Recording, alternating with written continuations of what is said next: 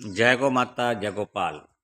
महाकुंभ प्रयागराज दर्शन करने के बाद आज पहली बार फैक्ट्री पर लौटा और यात्रा के दौरान बहुत सारी गौशालाओं में जाने का हुआ। उसमें विशेष बड़ी गौशालाओं में जयपुर की हिंगोनिया गौशाला में जाना हुआ। कानपुर गौशाला सोसाइटी में भी जाना हुआ और भी बहुत सारी जगह, साईधाम गौशाला चित्रकूट के पास में एक जगह जाना हुआ। सांवलिया सेठ जी के मंदिर के पास में गौशाला में जाना हुआ। ऐसे अलग अलग स्थानों प्रवास दरमियान जहाँ जहाँ भी गौ दर्शन हुए और नज़दीक में गौशाला हुई, वहाँ जाने का अवसर प्राप्त हुआ। देख करके मैं सभी गौशाला संचालकों को साधुवाद देता हूँ कि वो इतनी मेहनत से गौ सेवा कर रहे हैं।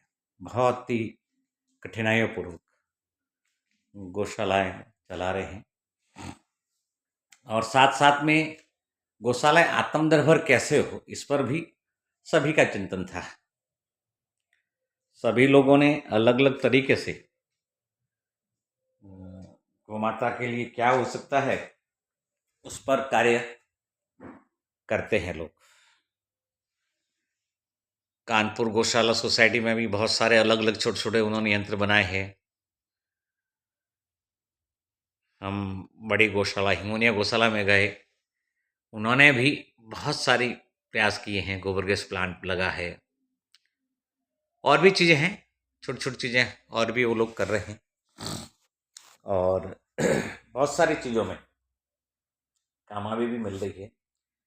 मेरा सभी गौशाला संचालकों से विनम्र प्रार्थना है कि गौमाता के आत्मनिर्भर बनाने के लिए गाय के दूध पे भी काम हो रहा है, गोबर पे भी काम हो रहा है, लेकिन अगर हमने जो समझा है, हो सकता है हमारी समझ में कहीं कमी हो, हम लोग जो काम कर रहे हैं गौमूत्र पर, इस पर हमने देखा है कि हमको जो आज सफलता मिल रही है उसके विषय में भी बता रहा हूँ। विशेष करके आज जो ये गौमूत्र का प्लांट लगा है, आप सबके सहयोग और आशीर्वाद से बन पाए हैं, हम लोग यहाँ तक पहुँच पाए हैं। और इस प्लांट में अभी हम प्रतिदिन 4000 लीटर गौमूत्र का प्रोसेस कर रहे हैं। ये गौमूत्र का सारा सिस्टम है और इसमें से अलग अलग हम प्रोडक्ट बना रहे हैं। फंगिसाइड बन रहा है, अपना ग्रोथ प्रमोटर बन रहा है, पेस्टिसाइड बन रहे हैं और भी बहुत सारी चीज़ें और बन सकती है। लेकिन हम सबको एक सामूहिक प्रयास करना चाहिए। जैसे आज हर एक गौशाला में दूध की व्यवस्था है, बहुत छोटी व्यवस्था है, लेकिन दूध के आधार पर हम गाय को आत्मनिर्भर बना पाएंगे ये संभव नहीं है। हमें गौशाला और गाय को आत्मनिर्भर बनाने के लिए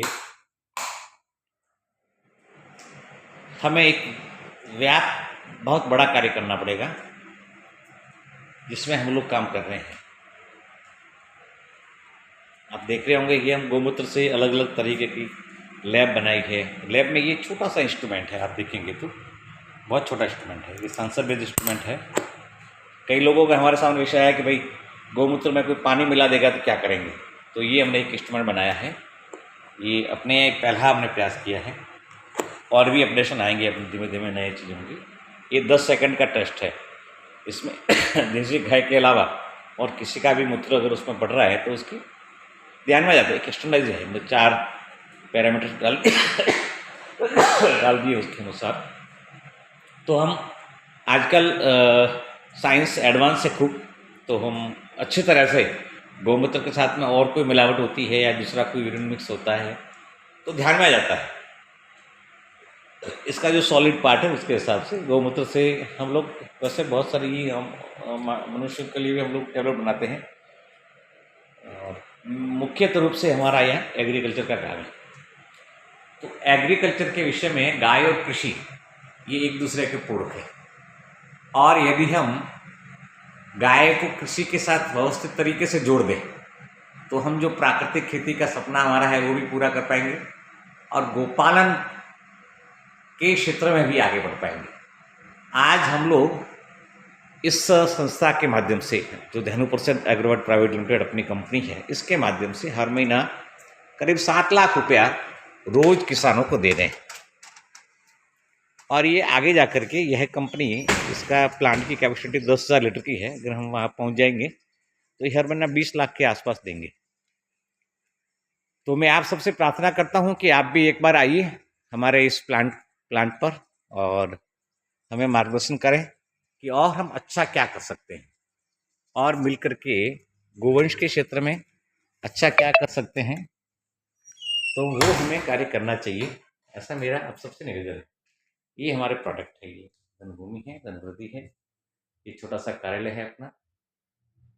तो आइए हम सब मिलकर के एक गौ माता की सेवा के लिए और क्या अच्छा कार्य हो सकता है उस पर ध्यान दें।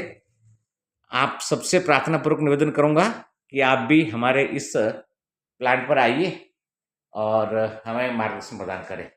जय गौ माता, जय गोपाल, वंदे मातरम, हर गंगे, जय प्रयागराज, जय भारत माता, जय गोपाल।